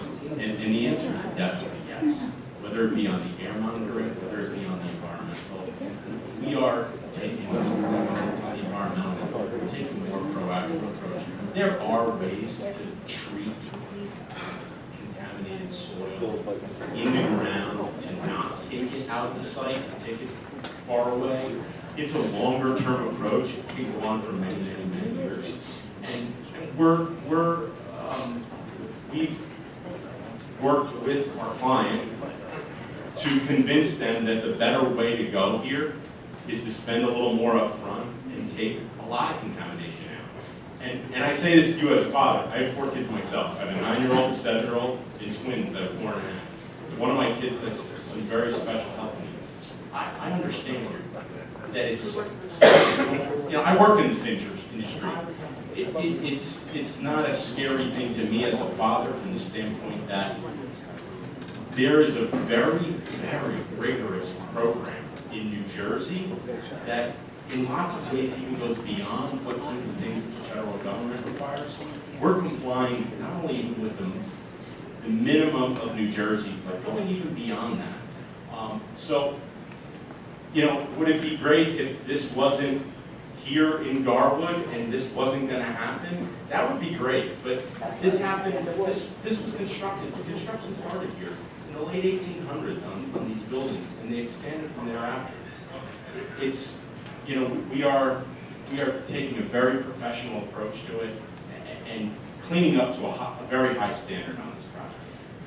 Okay, thank you. I just wanted to answer my question about did you contact the game and did you let the other parents know about the summer programs that is happening here?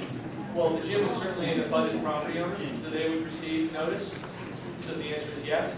And whether Sergeants has informed their customers, I cannot control, and I certainly have no means of knowing who they may be. But we are not creating a public health hazard in demolishing this building.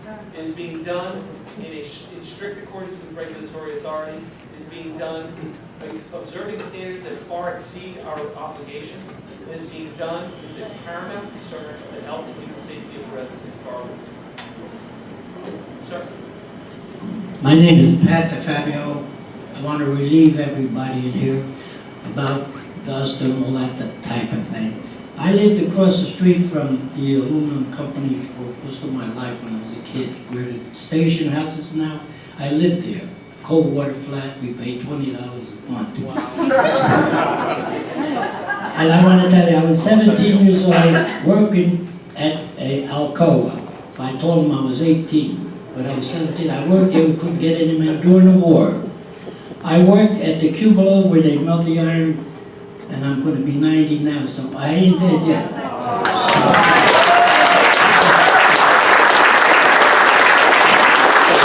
Now, one thing bothered me when this gentleman said that he saw men working with the hammer and they had hazmat things over them. Is that what you said? You saw it? And you had kids with you. And you went through that. You saw it and you went right through it. I mean, all right, I tell you what you do. Next time you get it, go to the store, buy a mask for you put a mask on, you not have nothing to worry about, right? So we don't have no problem. But you guys did all right. Keep it going. Let's get it going because I'm trying to see.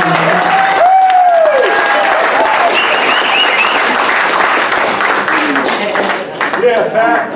Yeah, Pat. Good job. Good job. Let's get this building going.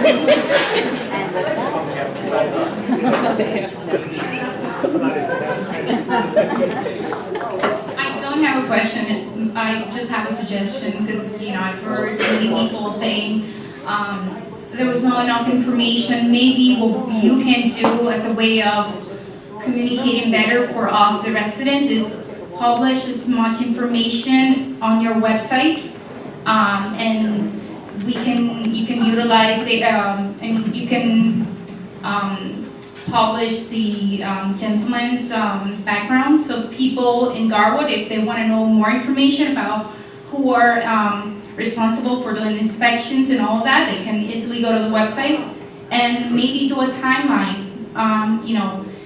Mid-June, this is what's going to happen, and then this is, maybe that will be helpful and will alleviate a lot of the concerns and questions that people have. So I think it's a great comment.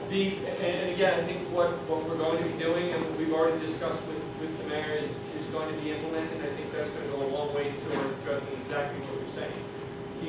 Again, you don't want to hear from me. I don't want people to perceive me as being a hired gun. I work for the company. I work in the company. I don't work for the company. I am part of Russo Townhall. I'm not just a hired lawyer. Mr. Hansen, who is the agent of one of the regulatory authorities in his role as an LSRP, is going to be producing the monthly summary reports that will be delivered to the community, published on the town's website, that will have just that. What's happened, what's happening, what will happen prospectively before the next report, air quality monitoring issues, any spikes, any issues of concern that occurred, any job shutdowns that occurred, any other issues of any concern, so that people are actively informed as to what's going on the site. In addition to that, as I stated, I'm going to be sending a subsequent notice, to replace the fire notice that outlines the timeline of when demolition will begin, on which buildings, how long each part of that demolition is expected to take place, and then when the revision starting and then finishing the soils remediation. So we're going to do just that. And thank you, and I just want to say that I do appreciate your time and your patience, and to explain all the questions and remain cool and calm, because you have to understand, we have children and we're concerned, but thank you so much. I see that you're going both the line to make sure that every single issue is being taken care of, but again, thank you for taking that into consideration. And I also heard, you will be sending out a letter to the individuals that are affected, like on Willow, but I also have heard people that they would like to receive it even if they're not in that area. So if you publish that letter on your website, that will also be great. When I send out the pre-demolition notice that I'm required by law to send just to the abutters, I will send a copy to Ms. Ariella so that she can post it on the website. Perfect. Thank you so much. Very well.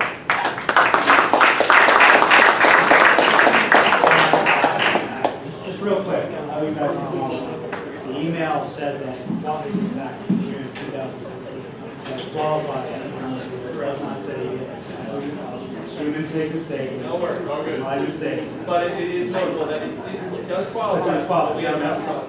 Not only that, we also hired a forensic, just as part of our, you didn't mention this, Peter, but as part of our due diligence to determine what was there, what was on site, what were the contaminations that we were going to have to address in order to do this safely.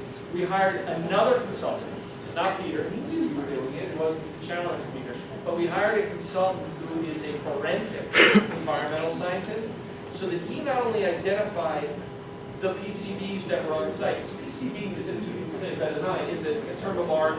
It describes a number of products, lubricants, coolings, cooling for different types of processes in industry. One of the most common is Arcor, which is the brand name essentially.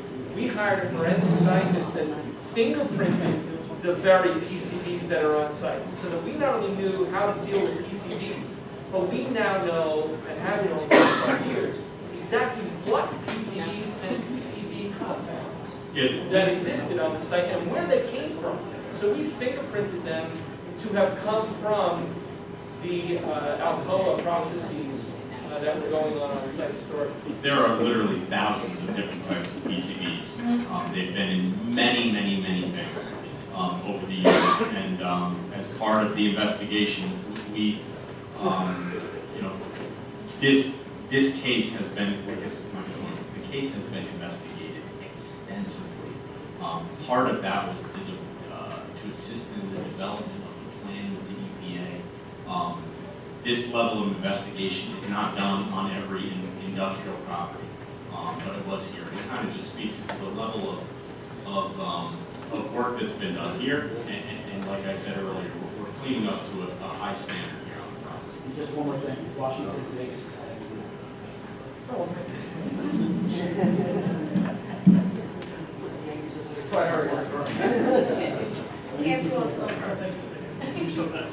How you doing? Anthony Dell, 334 Hemlock. Just got a general question, and I'm not sure if it's for you guys or the council. When things don't go according to plan, like the rats get a little more than subcontractor can handle, when that balloon goes in the air, who do we call? Like in New York City, it's a government agency, it's 311, right? You walk by a job site, something's awry, call 311, it's anonymous, it is what it is. In this case, we call the Cranford Building Department, do we call the mayor, how do we do something like that? Because it's a 3-year process, and obviously it's construction, nothing goes perfect. What do we do? That's all. Well, I mean, in this case, we are conspicuously located right across the street from Right. Tower Hall. So it's probably not a bad idea to alert your elected representatives, and you have quick and ready access, you can say, look. Yeah, I hear you. But technically, it would not be inappropriate for you to either reach out to the developer, to the job foreman, or the project manager, or if it's a construction enforcement related matter, you certainly could reach out to the construction code official. Okay. And all else fails, I think that's probably your source. That's what you would do. You would go to the construction code official and say, I have a concern about the manner in which construction is going on, and they would investigate them. Okay, great, thank you. Will a number or email be published at some point for that? Yeah, it should be on it. Well, that's on the website. It's Cranford is your construction code official. You don't have a construction code official in Garwood. You subcontract essentially with Cranford's construction code official. So this was a question I had before for Mr. Hanson. When you say you're supervising the demolition and the excavation of the contaminants, can you quantify what that looks like? Are you on site or are you off site and have people there? Are you just monitoring reports and responsible for responding to those reports? Sure. On the vertical demolition part of it, we will not be at the site on a daily basis. EHI will. They're doing the vertical. The in-ground part of it, there will be somebody from my company on site throughout the remediation on a daily basis as the site is getting remediated. Thank you. Good evening, I am Ms. Ariema. I live on Hazel Avenue and I also work for Borough of Garwood. Mr. Minks, just tell me when I'm supposed to post something because you give me a lot of stuff and I just want to make sure I post the right thing. just want to make a comment. I want to thank Russo Development for finally taking that building and developing it. I've been sitting across from it for 21 and a half years, and I'm looking forward to seeing something prettier. I'm not concerned about environmental risks. I sit there with my staff all day, and I have complete faith in you and your company. I did read some of the material posted on the EPA website, and I just wanted to clear up a little puzzling fact about it. For a year and a half in the 60s, you couldn't identify what was going on with the building. The building was owned by the Borough of Garwood. It was purchased by the then governing body in the 60s, and it was going to be our municipal building. They went out for referendum, and the public voted it down, and we sold it to Casale. So I just figured I'd give you that little piece of the puzzle, and you can put it in your report that that's who owned it. That's great. And there was nothing going on for a year and a half. So, thank you.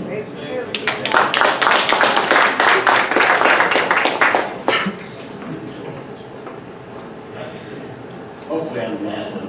And I won't be at December. Just a question. I would never suspect it.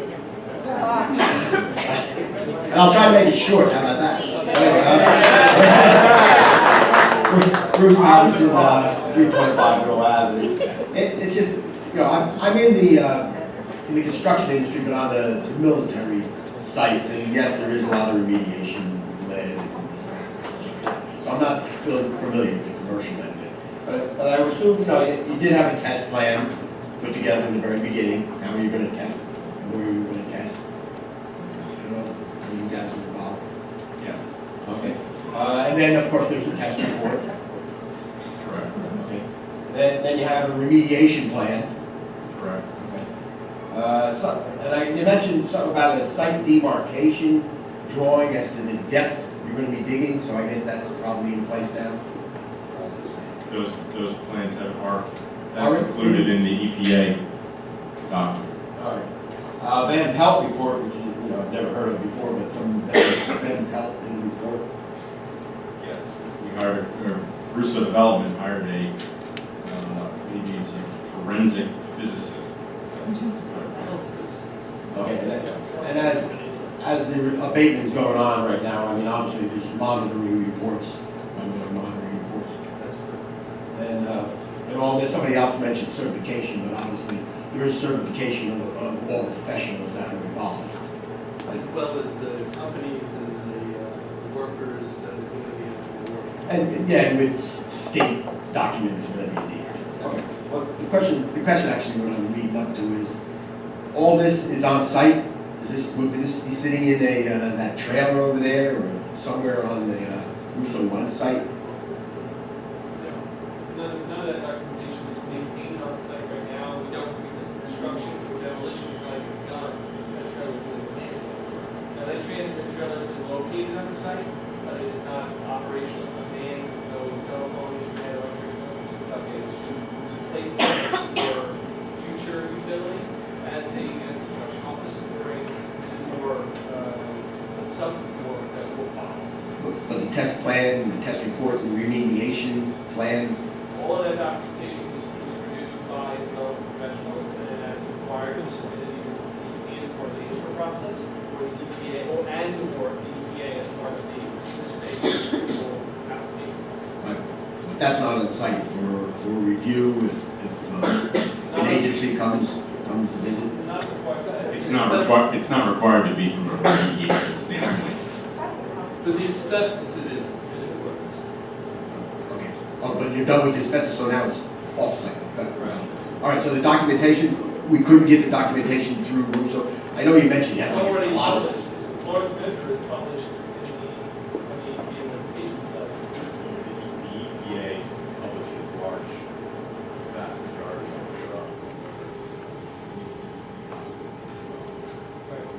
They have all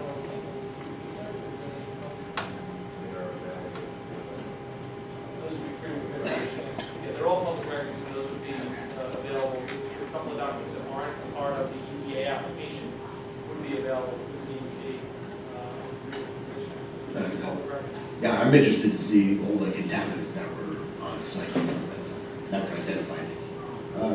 Another one, yeah, I don't know if you're aware of it, but before Alcoa, there was actually a company called C&C Electric that had, Yeah, okay, Pat, Fabio, it didn't work there though, right? No, it is. All right, so you're aware of that, there may be some foundations and such. That's all part of our, I believe he was too young for that. That was over in the, I believe, the early 1920s, that was over. The, I got, your demolition, somebody mentioned jackhammer, you're also probably gonna saw cut also. During the demolition.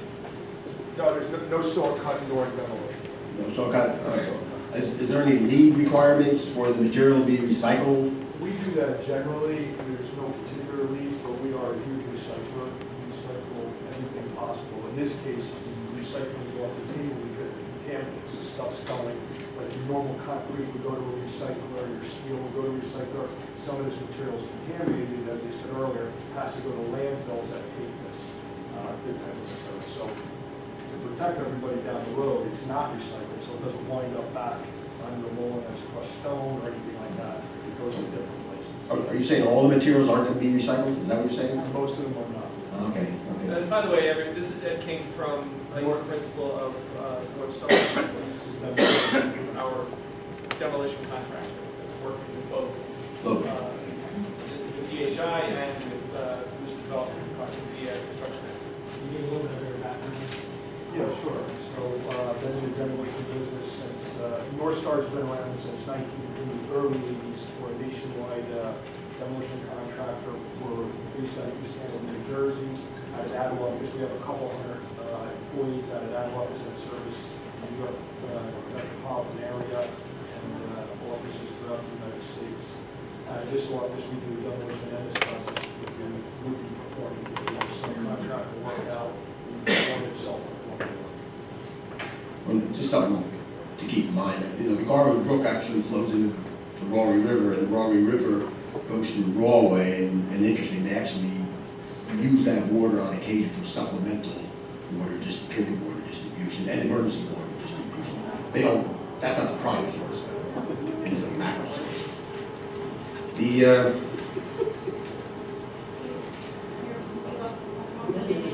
one more minute?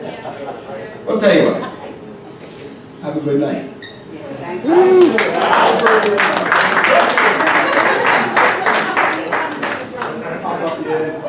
I'm sure you will. Well, and I'll let you know when we can get together to do the photos. Just in case anyone's concerned, Bruce and the historic committee had asked that we do some photos. They're not that great so much to photograph, but we're going to do some photos of the existing structures. Some of the interiors are kind of interesting with the architectural steel and everything. And we're also going to salvage some of the aluminum panels that are on the exterior of the Sally building. I don't know what Bruce wants to do with them, but they are going to be donated to the historic committee. And I think the mayor making sure that they're not going to be in the mayor's house, but they may be in Bruce's house. So we're going to coordinate with the historic committee in that. So I thank everybody for coming out. Because I like to talk and they used to get paid by the word. If anyone has additional comments or questions, we're available throughout the lab. You can get my contact information from the Diana or the mayor. Don't hesitate to contact us. Again, you don't need to call and get information from me, but I can direct you to the right source.